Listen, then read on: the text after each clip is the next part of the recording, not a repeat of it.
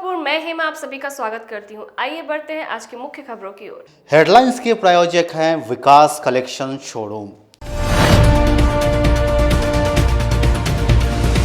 कुडनी थाना क्षेत्र के केरमा गांव में संदिग्ध स्थिति में हुई एक व्यक्ति की मौत, ग्रामीणों ने किया सड़क जाम।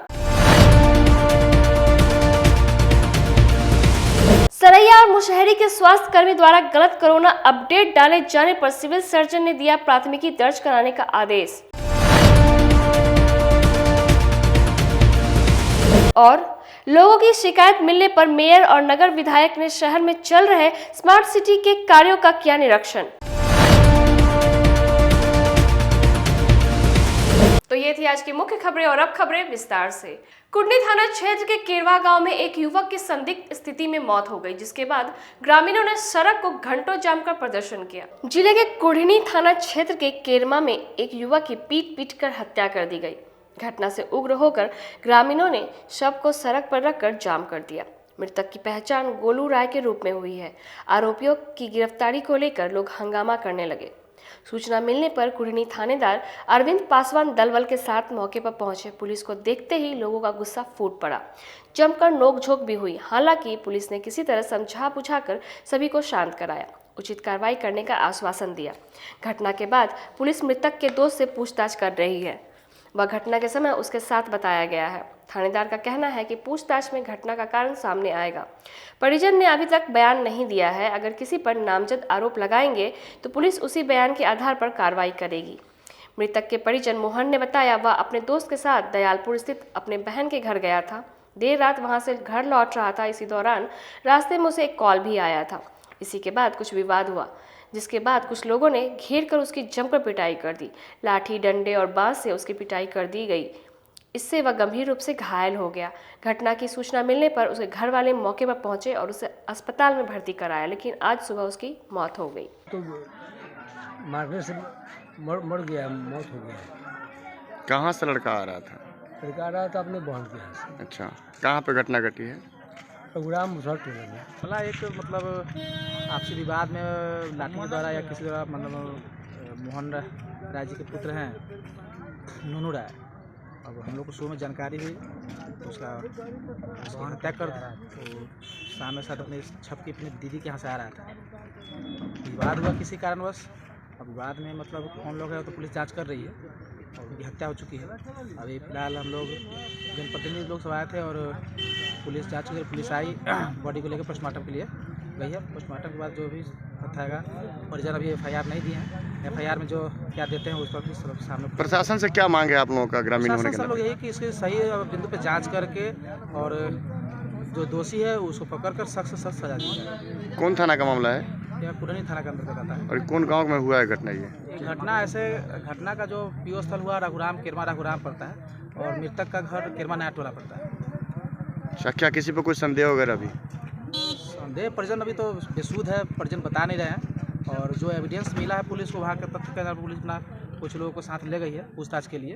अब वही बता पाएंगे कि कहाँ तक सच कौन इसमें शामिल है, कैसा क्या करना है। कल देर रात एक नूनू राय नाम का युवक जो है केरमा का रहने वाला था, वो मोटरसाइकिल से अपने किसी रिश्तेदार के यहाँ से लौट रहा था। उसी लौटने के दौरान किसी अज्ञात व्यक्ति के द्वारा उसके साथ मारपीट की गई, जिस मारपीट के कारण उसकी मौत हो गई है।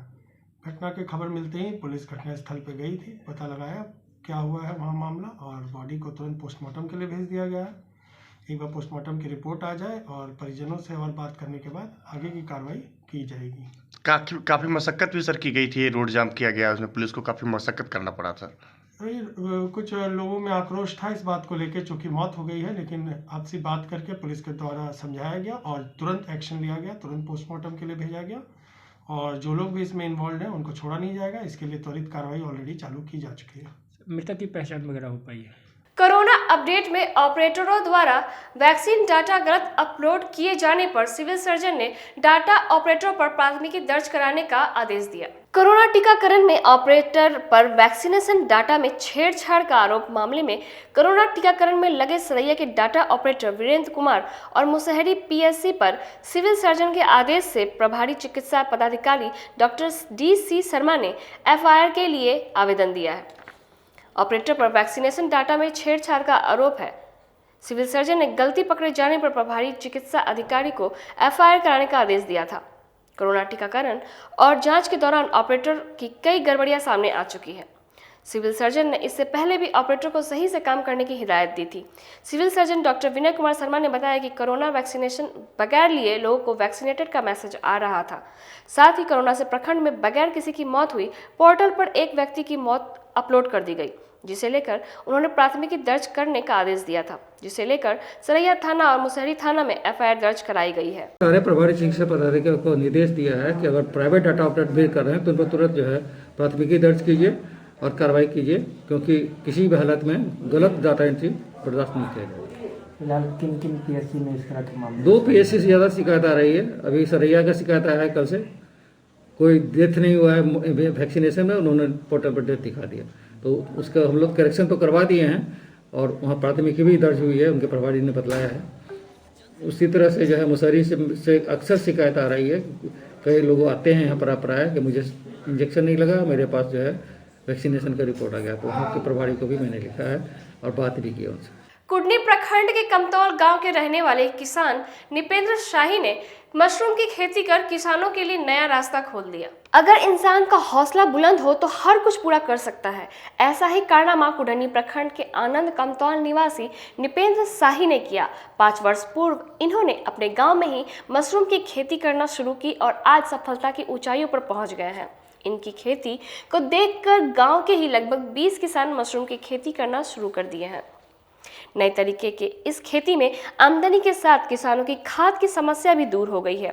मशरूम की खेती में इस्तेमाल होने वाले भूसा जैविक खाद में तब्दील हो जाते हैं। इनकी खेती के तरीके को देखने के लिए राजेंद्र कृषि विश्वविद्यालय पूसा के कृषि वैज्ञानिक पहुंचे हैं। कृषि वैज्ञानिक ने बताया कि इनकी खेती के तरीके काफी किसान अपना रहे हैं। मैं डॉक्टर दयाराम, प्राध्यापक, प्रोफेसर एवं विभागाध्यक्ष माइक्रोबायोलॉजी एवं परियोजना निदेशक advance centre of mushroom research Rajendra Prasad केंद्रीय कृषि विश्वविद्यालय से हम लोग यहाँ आए हुए हैं। आपका यहाँ आने का क्या उद्देश्य है? यहाँ पर हमारे जो एक निपेंद्र शाही जी हैं, इस गांव में एक किसान हैं, मशरूम उत्पादन कर रहे हैं। 5 साल पहले से हम लोगों से जुड़े हैं।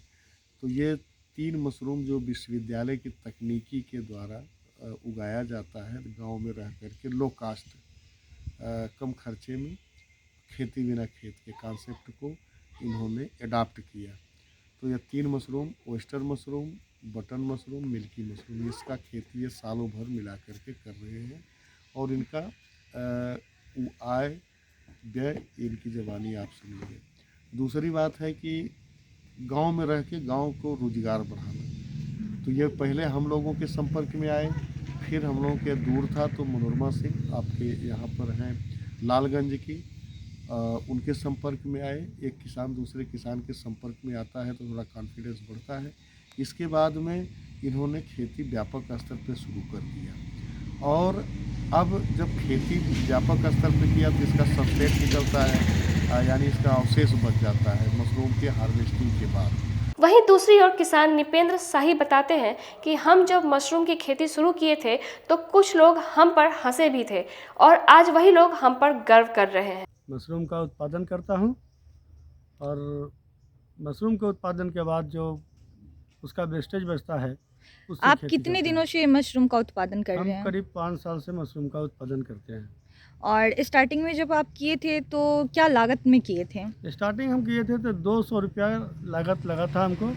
हम ये जानने की कोशिश किए थे कि ये कैसे होता है और उसका क्या फ़ायदा होता है। और आपको ये आइडिया कहाँ से आया था कि आप मशरूम का खेती यहाँ पे करें? हमारा टेलीविज़न ख़राब हो गया था तो हमारा मिस्त्री आकर के बताया कि आपके घर में दीवार बहुत मोटी है और उसमें काफ़ी नमी है। और जब हम YouTube पर देखना शुरू किए तो YouTube पर हमको पता चला कि भाई मशरूम की खेती में मोटी दीवार और नमी वाले दीवार में जहाँ घर होता है उसमें मशरूम की खेती करने से फ़ायदा होता है। उसके बाद हम राजेंद्र कृषि यूनिवर्सिटी पूसा गए, वहाँ से 2 किलो बीज ओस्टर मशरूम का लाए और दयाराम सर से उसके लगाने की विधि के बारे में सीखा। और उसके बाद में हम फिर ओस्टर मशरूम 2 किलो बीज लगा करके किए तो उसमें हम 2400 रुपये का मशरूम हम बेचे। फिर क्या था, फिर हमारे अंदर में जज्बा हो गया और यूट्यूब से हमने पता किया कि भाई पूसा तो दूर पड़ता है, बीज लाने में दिक्कत होती है, तो हम इसलिए लालगंज में रानी मशरूम के डायरेक्टर श्रीमती मनोरमा सिंह हैं, उनसे संपर्क किया और उनके यहाँ से हम स्पॉन वगैरह लाना शुरू किए और मशरूम के और भी सारे चीज़ों के बारे में जानकारियाँ हासिल करते गया। धीरे धीरे हमारा मन बढ़ते गया और आज का डेट में हम तकरीबन 3 से 4 लाख रुपया पूंजी लगा करके मशरूम की खेती कर रहे हैं और तीनों mushroom oyster, button, king oyster और मिल्की, ये 4 किस्म के मशरूम हम उगाते हैं। ओस्टर मशरूम में हम से भी बहुत अच्छा बेनिफिट होता है और मशरूम का जो वेस्टेज होता है उससे मशरूम का क्या वेस्टेज होता है? मशरूम उगाने के बाद जो माध्यम उसका होता है वो वेस्टेज हो, उसको वेस्टेज कहते हैं, मतलब ख़त्म हो गया तो उस वेस्टेज को अगर खेत में हम डालते हैं, धान के मकई के खेत में जो खेती हम करते हैं उसमें, तो उस खेत में हमको कोई दूसरी खाद देने की ज़रूरत नहीं पड़ती है। इससे क्या होता है कि पेस्टिसाइड का इस्तेमाल करने से जो हानिकारक बीमारियां होती थी उन सारी बीमारियों से हमें मुक्ति मिलती है। पैसा जो लगता था बहुत ज़्यादा फर्टिलाइज़र खरीदने में वो ख़त्म होता था और खेत की जो उर्वरा शक्ति समाप्त हो रही थी उसको फिर से दोबारा जिंदा कर लिया। शहर में चल रहे स्मार्ट सिटी के कार्यों की वजह से आम लोग काफी परेशान हो रहे हैं। देखिए रिपोर्ट। स्मार्ट सिटी कंपनी की लापरवाही का खामियाजा शहरवासियों को भुगतना पड़ रहा है। तिलक मैदान रोड में नाला निर्माण के दौरान चयनित एजेंसी द्वारा पानी का पाइपलाइन क्षतिग्रस्त कर दिया गया है। इसके कारण जहां पानी आपूर्ति नहीं होने से सैकड़ों घरों का नल सूखा है, वहीं सड़क पर पानी जमा होने से आवागमन बाधित हो गया है, जिससे स्थानीय लोगों में भी काफी आक्रोश है। पाइपलाइन के क्षतिग्रस्त होने से पिछले 24 घंटे से सैकड़ों परिवार पीने का पानी नहीं मिल रहा है। लोग पीने के पानी के लिए पूरे दिन भटकते रहे। वहीं तिलक मैदान रोड में जल जमाव हो गया है। इससे आवागमन के साथ पैदल चलने वाले राहगीरों को भी काफी परेशानी का सामना करना पड़ रहा है। स्थानीय दुकानदारों का व्यवसाय चौपट हो गया है। वहीं स्थानीय लोगों का कहना है कि स्मार्ट सिटी के कार्य से पूरा शहर अस्त व्यस्त हो गया है। ये पूरा रास्ता इन्होंने ब्लॉक कर रखा है, सारा कुछ तोड़ फोड़ दिए हैं, घर में अंदर आने जाने में भी दिक्कत होगी। सर स्मार्ट सिटी बनने जा रहा है, ये स्मार्ट सिटी बन रहा है, जो सिटी था उसको भी नरक बना दे रहे हैं। ये स्मार्ट सिटी बना रहे हैं लोग, अंदर जाने में दिक्कत होगी। पीछे हमारा घर है, अस्त व्यस्त हो चुका है, बहुत दिक्कत हो रही है, परेशानी हो रही है आपको आने जाने में रोज दिक्कत हो रही है। भैया पार्किंग स्पेस नहीं है, अंदर से गाड़ी नहीं आ पाएगी बाहर। तो पिछले 2 दिनों से हमारे घर में पानी नहीं आ रहा है। दुकान का हालत देख लीजिए, समय पर जीएसटी चाहिए, समय पर सब चीज चाहिए, लेकिन ये बंदरबाट किया जा रहा है स्मार्ट सिटी के नाम पर। पूरा शहर अस्त व्यस्त हो चुका है, पूरी शहर की नारकीय स्थिति हो गई है। सब लोग आते हैं, अपना कोरम पूरा करते हैं। ये जिन्होंने जिस एजेंसी को काम दिया है, ये बंदरबाट के चक्कर में आधा टुकड़ा बाइक में किसी एजेंसी को, छोटे एजेंसी को दे दिया गया है, जिससे पूरे शहर का नारकीय स्थिति बना हुआ है। का जो एंट्रेंस है उसको बाधित कर दिया जाएगा। अभी अब कह तो रहे हैं कि अभी कर देंगे, लेकिन अभी तो होने से रहा। पूरा शहर अस्त व्यस्त बिल्कुल हर जगह, हम लोगों को हर जगह यहाँ से आने जाने में बहुत दिक्कत हो रही है, अपने घर में जाने में दिक्कत हो रही है। पानी की आप खुद देखिए, सामने है। अब ये देखिए, यहाँ से ये एंट्रेंस है हमारा, यहाँ पे 4-5 घर है अंदर, न कोई गाड़ी जा पाएगी ना आ पाएगी। ये बोल रहे हैं कि थोड़ी देर में कर देंगे। वहीं स्थानीय वार्ड पार्षद एवं नगर निगम सशक्त स्थायी समिति सदस्य राकेश कुमार सिन्हा पप्पू ने इस पर नाराजगी जाहिर की है। कहा है पाइपलाइन क्षतिग्रस्त कर दिए जाने के कारण सैकड़ों परिवारों को पेयजल किल्लत का सामना करना पड़ रहा है। ऐसे में स्मार्ट सिटी का कार्य करने वाली कंपनी अपने कार्यों में सुधार नहीं करती तो आगे आंदोलन करने के लिए बाध्य होना पड़ेगा। तो से जो पावर जो है ये टोटल घींच कर जो है स्टेट में लग गया है। यहाँ अगर हमारे महापौर को पावर होता तो हम लोग यहाँ पर कार्रवाई करवाते हैं, लेकिन यह तमाम जो है स्टेट लेवल पर पावर जो है पटना में घींच कर ले गया है, जिसके कारण यहाँ प्रॉब्लम क्रिएट हो रहा है। अभी वार्ड में पीने के पानी अभी तो 30,000 जनसंख्या जो है मुजफ्फरपुर का, भी हमारे वार्ड का जो है सड़क पर पानी है। कल से सुबह से जनता का फोन आया, हम बहुत परेशान हैं और हमारे घर में भी पानी नहीं है और बहुत ही परेशानी है कि जो स्मार्ट सिटी का जो काम रहे खोखर, खास तौर से लिली कंस्ट्रक्शन का काम कुछ संतोषजनक हो रहा है और बैंक रोड इस्लामपुर सुतापट्टी वगैरह जो है फेस लिफ्टिंग का काम हो रहा है, वो लोग कुछ ठीक है।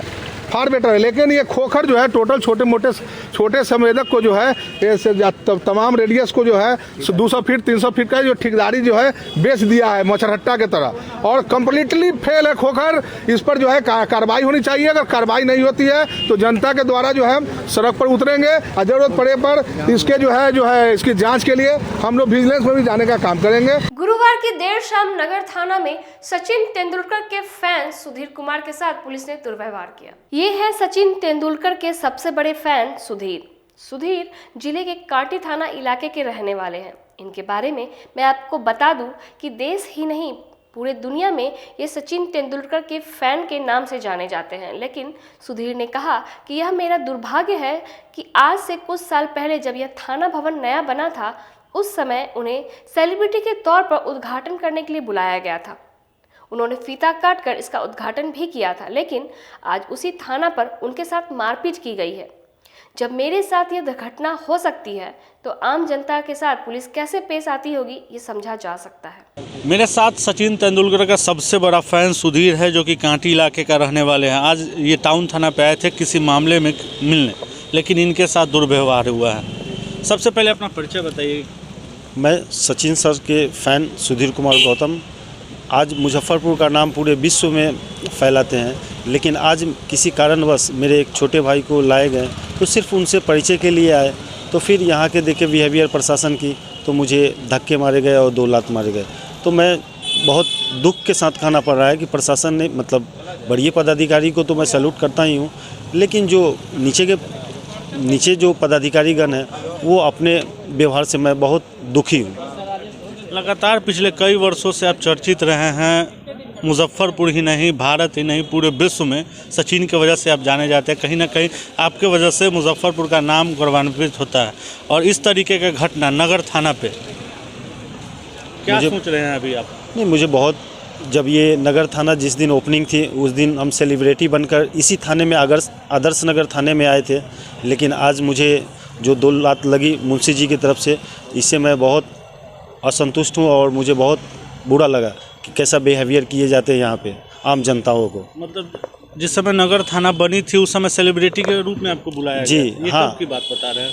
ये जब वो थाने से ये थाने आए, जब माले उले लगाए गए तो मुझे प्रेस द्वारा यहाँ बुलाए गए। जिस दिन ओपनिंग थी उस दिन मैं अपने आप को बहुत गौरवान्वित महसूस कर रहे थे, लेकिन आज उसी थाने में मुंशी जी द्वारा 2 लात लगाए गए, क्योंकि मैंने कुछ नहीं किया। मेरे एक छोटे भाई को अचानक उठाए गए तो मुझे भी नहीं पता कि किस कारण, तो मैं थाने आए, लेकिन अभी मुझे पता चला कि एक ज़मीन विवाद थी, मतलब ज़मीन कोई ली थी उनके दोस्त, मेरे भाई के दोस्त, और उनमें उनका गवाही में नाम दिए, इस वजह से ले आए। मुझे अभी पता चला।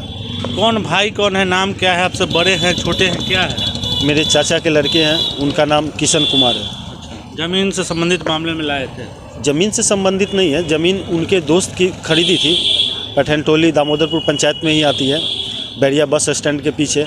और उनके दोस्त जो ज़मीन खरीदी उसमें शायद अभी जो सुने गवाही के रूप में नाम दिए गए, और पता नहीं कि विशेष तो उनसे मिलते तो ज़्यादा बातचीत होती, लेकिन उससे पहले मुंशी जी का रवैया अच्छा नहीं रहा, मुझे बहुत बुरा लगा। अभी ही हम देखे जब आपको लोग जान गए, यहाँ के मौजूद पुलिसकर्मी जो हैं वो आपके साथ सेल्फी रहे हैं। पूरे भारत का पूरे देश में लोग आपके साथ सेल्फी लेने के लिए बेचैन रहते हैं, और नगर थाना पे आपके ऊपर लात चलना, हाथ चलना, पुलिस की जो कार्यशैली है कैसे उसको देखते हैं और क्या कहेंगे? नहीं, बड़े पदाधिकारी तो पहले पूछते हैं फिर बात करते हैं, लेकिन ये मुझे आज इतनी घोर बेइज्जती किया। मैं भी देश के लिए और मुजफ्फरपुर का नाम पूरे विश्व विख्यात करते हैं, हर जगह तिरंगा लहराते, तो कभी भी पूछे जाते हैं अरे मुजफ्फरपुर के सुधीर, लेकिन आज मुजफ्फरपुर में ही नगर थाना में मुझे लात लगे तो ये मुझे बहुत शर्म महसूस हो रही है। क्या इस संबंध में आपके वरीय अधिकारी से बात हुआ है या फिर आप कंप्लेन करेंगे इसकी? नहीं, कंप्लेन तो नहीं करेंगे,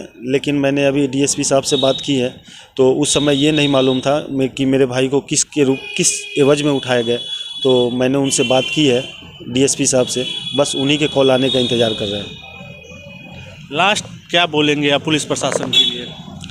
नहीं, पहले तो देखिए प्रशासन का काम है कि पहले पूछे, फिर रवैया जो भी हो, लेकिन हम अपने भाई से सिर्फ पूछने के लिए आए थे, हम ये नहीं कि हम लात खाने के लिए आए थे। पुलिस का ये दुर्व्यवहार आपके साथ अगर हो रहा है तो आम पब्लिक के साथ भी अक्सर ये होता रहेगा, तो तो जो पुलिस के वरीय अधिकारी हैं उनसे क्या आपका अपील रहेगा, चूँकि अगली बार से इस तरह का मामला नहीं, देखिए प्रशासन हम लोग को सुरक्षा के लिए होती है। हम लोग को जो टैक्स पे होता है तो प्रशासन को मतलब हर पदाधिकारी लोग को वेतन में जाता है, लेकिन इस प्रकार अगर पब्लिक को ही ऐसे रुष्ट करे और मतलब पहले पूछा जाए फिर समस्या, उसके बाद उनको जो भी मतलब सजा के पात्र हो तो सजा दे, लेकिन बिन पूछे या किसी पर अत्याचार आम लोगों के साथ इस तरह का व्यवहार नहीं। आज तो हमें आम आदमी में ही गिनती आ गए, क्योंकि ये तो हमें ना नाम पूछे गए ना परिचय पूछे गए, हम भी तो आज के डेट में आम आदमी में ही गिनती आए और मुझे ऐसा जलील होना पड़ा। तो ये थे सुधीर के फैन, मुजफ्फरपुर के कांटी इलाके का रहने वाला है। आज इन्होंने एक मामले में अपने भाई से मिलने नगर थाना पे आए थे, इनके साथ दुर्व्यवहार किया गया। यहाँ तक नहीं, इनको 2 लात मारी गई। इनका कहना है कि जो थाने के पुलिसकर्मी हैं उसके द्वारा ये दुर्व्यवहार किया गया। अब सोचिए कि सेलिब्रिटी के साथ, जो कि मुजफ्फरपुर का नाम पूरे विश्व में विख्यात कर रहा हुआ, उसके साथ मुजफ्फरपुर में ही और नगर थाने पे इस तरीके का दुर्व्यवहार होना कहीं ना कहीं अपने आप में सवाल खड़ा करता है। मैं अपने सहयोगी रिकेश चंद्रा के साथ सोनू शर्मा, सिटी न्यूज़, मुजफ्फरपुर। दरअसल टाउन थाना पर पूर्व cricketer master blaster Sachin Tendulkar के फैन सुधीर कुमार की एक पुलिसकर्मी ने पिटाई कर दी। टाउन थाना के एक मुंशी ने उन्हें गाली दी, फिर मारने के लिए हाथ उठाया, लेकिन हाथ से नहीं मारकर 2 लात उनके पैर पर मारा और गाली देकर थाने से भगा दिया। पीड़ित सुधीर इस घटना से काफ़ी मर्माहत हुए। उन्होंने टाउन डीएसपी रामनरेश पासवान से इसकी शिकायत भी की। उन्होंने जांच कर उचित कार्रवाई का आश्वासन दिया। घटना गुरुवार देर शाम की बताई जा रही। सदर अस्पताल रोड के दुकानदारों ने कोई समाधान नहीं निकलने पर दूसरे दिन भी हड़ताल करते हुए प्रदर्शन किया। सदर अस्पताल रोड के दुकानदारों की समस्या का समाधान अब तक नहीं हुआ है। इस कारण दूसरे दिन भी दुकानदारों का प्रदर्शन नगर निगम के खिलाफ जारी रहा। इस रोड में 52 दुकानें हैं जो गुरुवार से पूरी तरह बंद है। दुकानदार 2 दिनों से सड़क पर उतरे हुए हैं, लेकिन कोई भी अब तक उनकी सुध लेने को नहीं आया है और न ही उनकी समस्या का निदान निकला है। दुकानदार संघ के मनोज कुमार और अशोक शाह ने कहा कि 2 दिनों से कारोबार ठप है, इसका असर काफ़ी पड़ रहा है। बताया कि 50 लाख से अधिक का व्यवसाय प्रभावित हुआ है। कोरोना में लॉकडाउन के कारण 2 साल से आर्थिक स्थिति चरमरा गई थी। अब जब स्थिति धीरे धीरे सुधरने लगी तो नगर निगम ने विवाद खड़ा कर दिया, जबकि उक्त दुकान जिस जगह पर अवस्थित है वह बिहार सरकार की जमीन है। इसका पूरा कागजात उन लोगों के पास है। बावजूद इसके नगर निगम जबरन अपना दावा ठोक रहा है। सिटी पार्क में रास्ता का चौड़ीकरण करने के लिए दुकानों को तोड़ने का नोटिस थमा दिया गया है, जबकि इस जमीन और दुकान पर निगम का कब्जा नहीं है। वे लोग वर्षों से DCLR के यहाँ टैक्स जमा करते हैं। प्रदर्शन नगर आयुक्त महोदय के विरोध में कर रहे हैं। पूर्व में भी हम लोग ने नगर प्रशासन से गुहार लगाई थी और कल भी हम लोग दुकान बंद करके उनसे गुहार लगाए हैं। आज भी दुकान हम लोग बंद रखे हुए हैं, है ना। इसमें हम लोग को सूद लेने के लिए अभी तक के कोई प्रशासन नहीं आया है।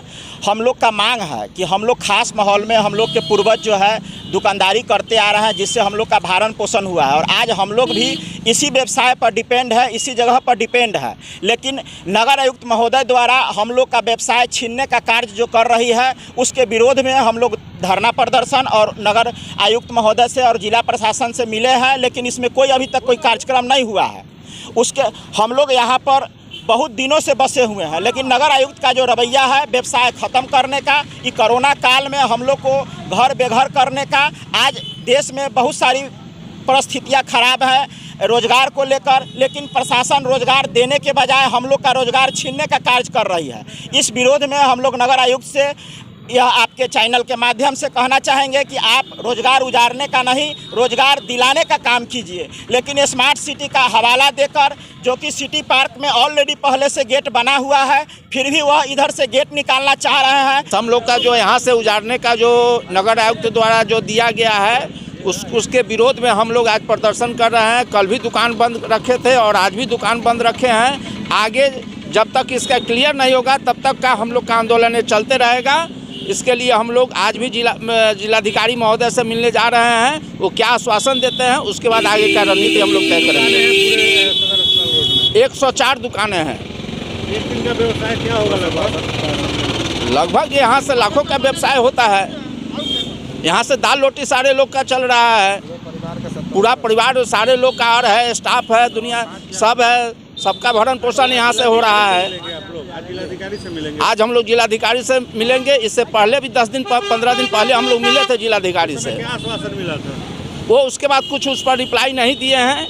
एक नोटिस हम लोग को आया था कि जो है इसमें से 3 दुकान को चिन्हित किया गया था। जो कौन आपकी मांग पूरी नहीं हो तो दुकान इसी तरह बंद रहेगा और आगे धरना प्रदर्शन चालू रहेगा। आत्मदाह की स्थिति भी बनेगी तो हम लोग आत्मदाह भी करेंगे। लगातार मिल रहे लोगों की शिकायत को लेकर मेयर और नगर विधायक ने शहर में चल रहे स्मार्ट सिटी के कार्यों का निरीक्षण किया। शहर में चल रहे स्मार्ट सिटी के कार्यों का महापौर राकेश कुमार पिंटू और नगर विधायक विजय चौधरी ने शुक्रवार को शहर के विभिन्न मार्गों में चल रहे स्मार्ट सिटी कार्यों का स्थलीय निरीक्षण किया। इस दौरान स्मार्ट सिटी की धीमी गति से आधे अधूरे कार्यों से आमजनों ने अपनी परेशानी बताई। नाला निर्माण को लेकर शहर में हर जगह खुदाई से बाजार का बुरा हाल है। व्यापारी वर्ग इससे खासा आक्रोशित थे। स्थानीय लोगों का आरोप है कि कंपनी की ओर से निर्माण कार्य में लापरवाही बरती जा रही है और गड्ढे खोदकर खुले छोड़ दिए जा रहे हैं, जिससे यातायात बाधित हो रहा है। बाजार में निकलना मुश्किल हो गया है। इन सब बातों पर नगर विधायक विजय चौधरी और महापौर राकेश कुमार पिंटू ने स्मार्ट सिटी के कार्य कर रहे कंपनी के अधिकारियों को फटकार लगाई। साथ ही निर्देश दिया कि जल्द से जल्द काम को खत्म कर लिया जाए, जिससे आम जनों की परेशानी खत्म हो जाए। बात की अभी मैं भूदेव चक्रवर्ती हैं, CEO स्मार्ट सिटी से। उन्होंने आश्वासन दिया है कि मोटा मोटी आपको 1 महीना के अंदर में ये काम पूरा हो जाएगा, लेकिन देखने से लगता नहीं है कि 1 महीना में हो जाएगा। व्यस्त हो चुका हुआ है स्मार्ट सिटी का काम।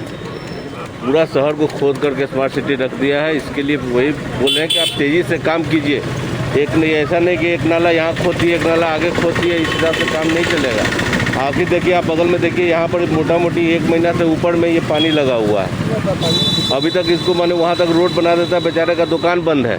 वही मैं इनको अभी फ़ोन किए हैं, वो बोले कि हम करवा देते हैं, इस सप्ताह के अंत तक ये वाला पूरा सब काम हो जाएगा। निर्माण हो रहा है लेकिन काम में बहुत ढीलापन है। यहाँ आम आदमी परेशान हो रहा है, पानी रोड पर बह रहा है, गड्ढा छीनने का 1 महीना से काम लगा हुआ है, लेकिन लोगों को दिक्कत दूर नहीं हो पा रहा है। बड़े पदाधिकारियों से बात करेंगे और बात करके जो समस्या व्यवसायियों का है कि ग्राहक भी आना बंद हो गया है, तो इसको दूर करने का प्रयास करेंगे। जितना जल्दी से जल्दी जितना गड्ढा खोने उतना पहले बनाए, इसके बाद फिर आगे बढ़े। ये लोग 100, 200, 400 मीटर खोद देगा, इसके बाद 1 महीना में 2 महीना समय, तो व्यापारियों को दिक्कत हो रही है, ग्राहक आना मुश्किल हो गया। और अब वक्त हो चला एक छोटे से ब्रेक का। ब्रेक के बाद हम फौरन हाजिर होते हैं, तब तक के लिए बने रहिए हमारे साथ। कहते हैं कि मंजिल उन्हीं को मिलती है जिनके सपनों में जान होती है। पंखों से कुछ नहीं होता, हौसलों से उड़ान होती है। तो अगर आप में भी है जज्बा कुछ कर दिखाने का, अगर आपके अंदर भी है एक जीनियस, अगर आप भी छूना चाहते हैं आसमान की ऊंचाइयों को, क्रैक करना चाहते हैं IIT JEE, AIIMS, NEET, NTSC, KVPY या फिर ओलंपियाड, तो आपके हौसलों को उड़ान देने के लिए है जीनियस क्लासेस। जी हाँ, सही सुना आपने, genius classes for IIT JEE, AIIMS, NEET, NTSC, KVPY, olympiad for 8th, 9th, 10th, 11th, 12th and target. अपने बेहतरीन सक्सेस रिकॉर्ड के साथ सफलता की नई ऊंचाइयां गढ़ रहा है जीनियस क्लासेस। तो my dear students, 8th, 9th, 10th, 11th, 12th and target के लिए नए बैचेस शुरू होने वाले हैं जीनियस क्लासेस में, जहां है separate hostel for boys and girls. जल्दी से पता नोट करें, genius classes, study centre, Pankaj market, Saraiyaganj, Muzaffarpur. अधिक जानकारी के लिए कॉल करें 7635091378 या फिर 7635091387 या फिर आप कॉल कर सकते हैं 7635091396 या 9006911690 पर या फिर 9128482268। Genius Classes. For more information, visit our website www.geniusclasses.in or email us on info@geniusclasses.in.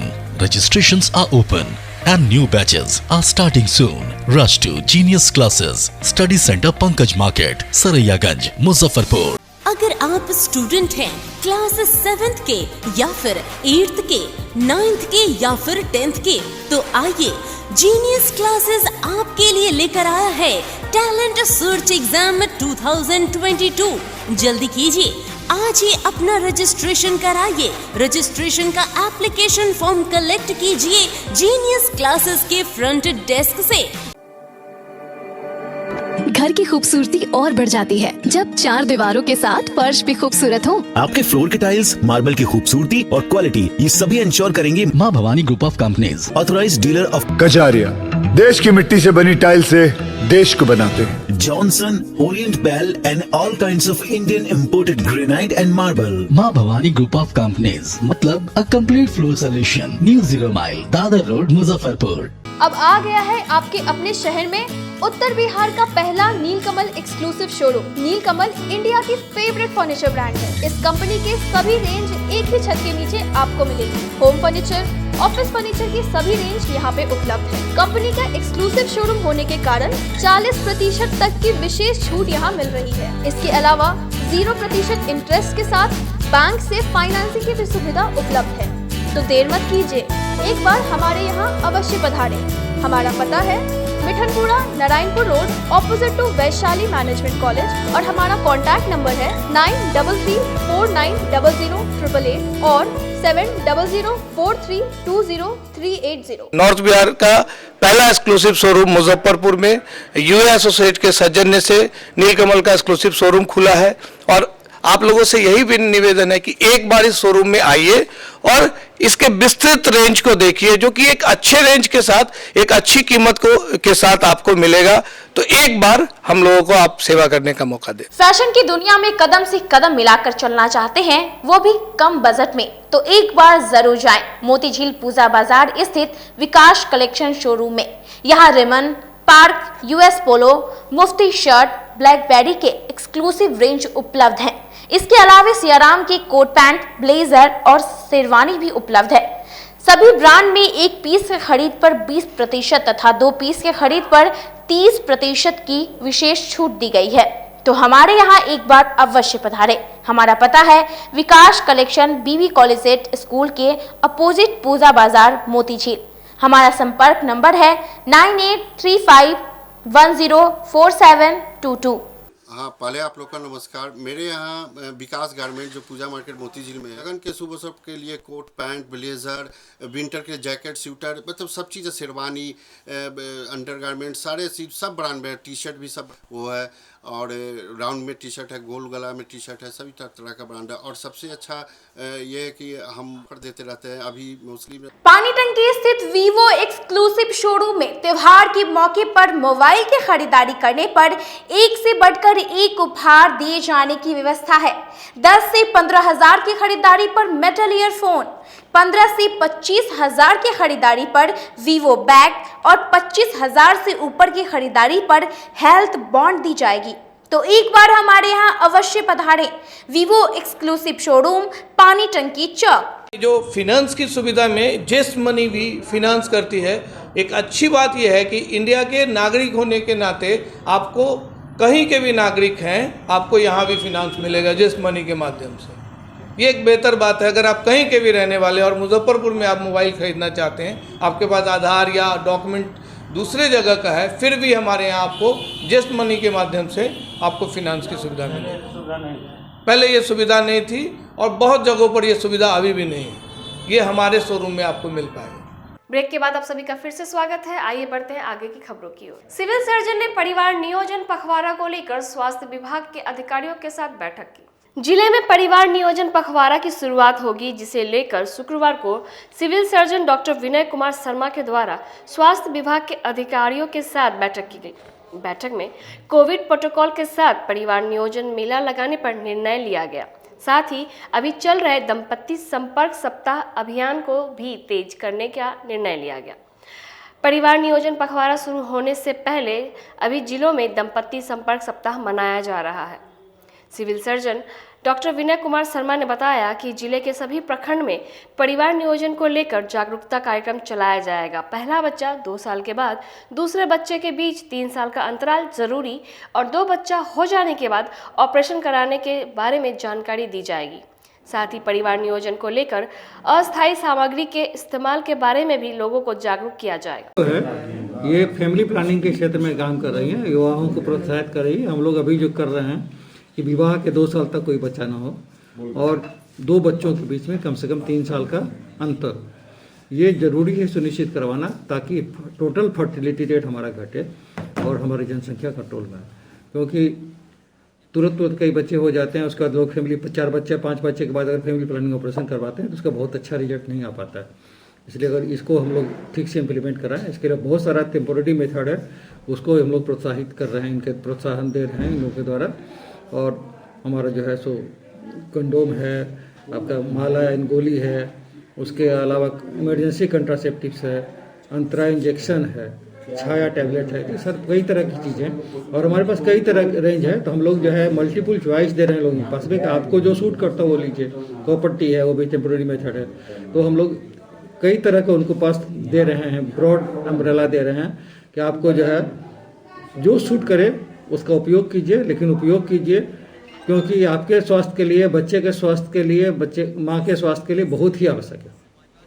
Awareness programme चला। अगर आपके पास कोरोना टीकाकरण का सर्टिफिकेट नहीं है तो आप मैट्रिक और इंटर की परीक्षा में शामिल नहीं हो सकते। कोरोना से जीत के लिए पूरे देश में किशोरों का वैक्सीनेशन अभियान चलाया जा रहा है। वहीं बिहार में इंटरमीडिएट एवं मैट्रिक का परीक्षा होना है, जिसको लेकर स्कूल कॉलेजों में किशोरों के लिए विशेष वैक्सीनेशन कैंप भी लगाया जा रहा है। एडमिट कार्ड लेने से पहले उनका वैक्सीनेशन सर्टिफिकेट अनिवार्य है। ऐसे में एडमिट कार्ड लेने आए परीक्षार्थियों को किस तरीके से एडमिट कार्ड दिए जा रहे हैं, इसका जायजा लिया सिटी न्यूज की टीम। एमएसकेबी स्कूल के प्राचार्य ने बताया कि कोविड गाइडलाइंस का पूर्णतः पालन एवं एडमिट कार्ड देने से पहले उनका वैक्सीनेशन सर्टिफिकेट अनिवार्य है, इसलिए हम लोग भी एडमिट कार्ड देने से पहले उनका वैक्सीनेशन सर्टिफिकेट जरूर ले रहे हैं। वही एडमिट कार्ड लेने आए हुए परीक्षार्थियों ने बताया कि हमने टीका ले लिया है, उसका सर्टिफिकेट साथ लेकर आए हुए हैं। वक्त मौजूद हुए एमएसकेबी हाई स्कूल है, जहां पे छात्र छात्राओं को एडमिट कार्ड दिया जा रहा है। आपको बता दें कि 1 फरवरी से मैट्रिक और इंटर की परीक्षाएं हैं, जिसको लेकर यहां पर छात्राएं इकट्ठा है। सभी लोगों को स्कूल के द्वारा एडमिट कार्ड दिया जा रहा है। क्या करने आए हो यहाँ पे? यहाँ एडमिट कार्ड लेने हैं। क्या मांगा जा रहा है? डोज वाला जो आधार कार्ड का मिला है सुई उसका। क्या को डोज लियो इस बार? 1 डोज ले लियो। एडमिट कार्ड लेने आए तो टीकाकरण का सर्टिफिकेट लेने के बाद ही मिल रहा है। अच्छा। एडमिट कार्ड लेने आए हैं इंटर का, और वैक्सीनेशन कार्ड देखकर इंटर का एडमिट कार्ड दिया जा रहा है यहाँ। थोड़ा सा आप अपना एडमिट कार्ड दिखाना।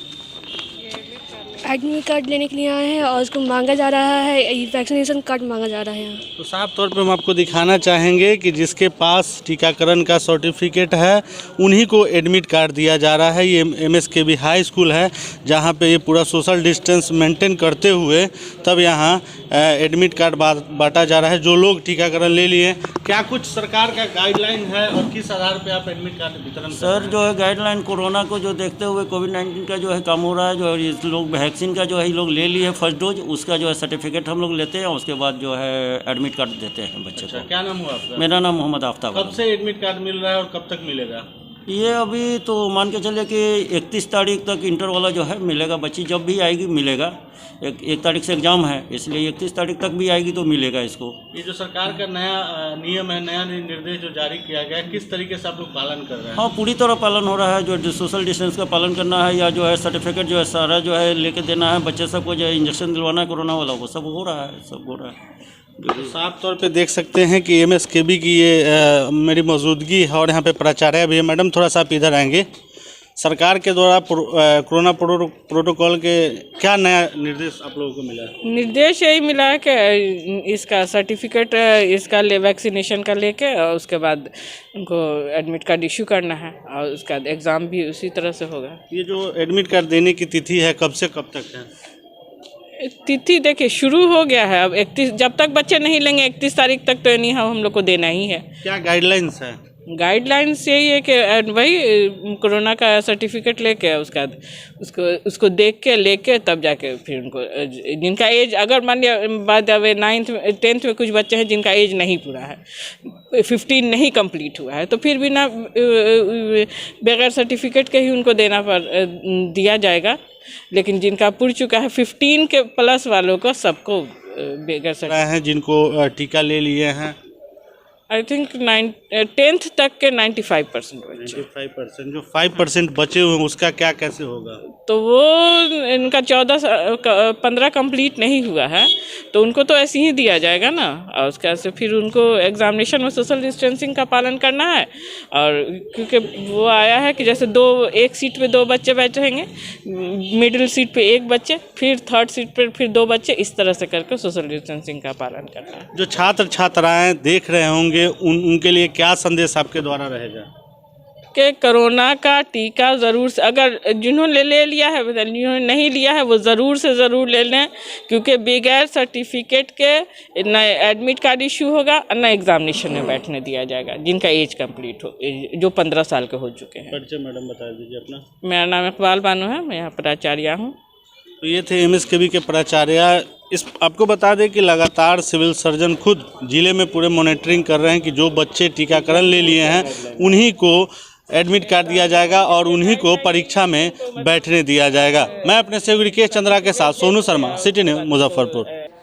वहीं परीक्षार्थियों के टीकाकरण को लेकर civil surgeon doctor Vinay Kumar Sharma ने बताया कि किशोरों के लिए स्कूल एवं अस्पताल में विशेष कैंप लगाकर टीकाकरण किया जा रहा है ताकि परीक्षा देने वाले किशोरों को वैक्सीनेशन अधिक से अधिक हो जाए। इसको काफ़ी तेज़ी से कर रहे हैं और हम लोगों ने जिला पदाधिकारी की अध्यक्षता में कई बैठक की है, क्योंकि ये कई विभागों के समन्वय की आवश्यकता थी। शिक्षा विभाग की से समन्वय की बहुत अधिक आवश्यकता थी। तो इस कार्य में सभी प्रधानाध्यापक को जो है नोडल पदाधिकारी बनाया गया है और प्राय हम लोग हर जहाँ एलिजिबल बच्चे हैं, खास करके 9, 10, 11, 12 के जो बच्चे हैं उन्हीं में जो है 15 से 18 के ज़्यादातर बच्चे हैं, तो वहाँ हम लोग कैंप लगवा रहे हैं और सभी से रिक्वेस्ट है कि वो आकर के ले लें ताकि सुरक्षा कवच उनके ऊपर रहे। सर, बड़ी संख्या में इंटर मैट्रिक के जो परीक्षार्थी हैं उनका एग्जाम होने वाला है, ऐसे में सर कितनी बड़ी तादाद में वैक्सीनेशन कार्य किया जा रहा है? वैक्सीनेशन कार्य हम लोग लगातार कर रहे हैं और उनसे लोगों से अनुरोध है कि आप आ करके ले लें वैक्सीन। आपके स्कूल्स में कैंप लग रहे हैं और स्कूल के बाहर भी हम लोग कैंप लगा रहे हैं 15 से 18 का, तो जहाँ भी उनको नज़दीक में कैंप लगा हुआ वहाँ जा कर के ले लें और अपनी परीक्षा में बैठें। कोई समस्या नहीं है हमारी ओर से, ना तो दवा की कमी है ना वैक्सीन देने वालों की कमी है। 5 एम्बुलेंस चालकों को कार्य से हटाए जाने पर एम्बुलेंस चालकों ने कामकाज ठप कर प्रदर्शन किया। सदर अस्पताल में कार्य से हटाए जाने के विरोध में एम्बुलेंस चालकों ने शुक्रवार को कामकाज ठप कर प्रदर्शन किया। जिन 5 कर्मियों को सेवा से हटाया गया है उनकी वापसी की मांग की। इसके बाद civil surgeon doctor Vinay Sharma और DPM को 7 सूत्री मांगों को लेकर ज्ञापन सौंपा। दरअसल 102 संघ के मीडिया प्रभारी राकेश कुमार ने बताया कि वे लोग एक प्राइवेट कंपनी के लिए एम्बुलेंस चालक का काम करते हैं।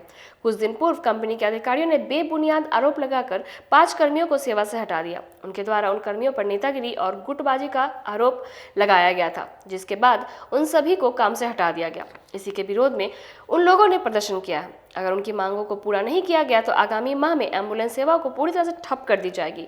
उन्होंने कहा कि जब तक उनकी मांगें नहीं मानी जाएगी, सेवा से कर्मियों को वापस नहीं बुलाया जाएगा, तब तक वे लोग कल से काला बिल्ला लगाकर कार्य करेंगे। हम लोग प्रदर्शन कर रहे हैं, जो हमारे कुछ स्टाफ को साजिश के तहत हटा दिया गया है और उनको काम पर रखा नहीं जा रहा है, जिससे हम लोगों का संघ कमज़ोर पड़ रहा है।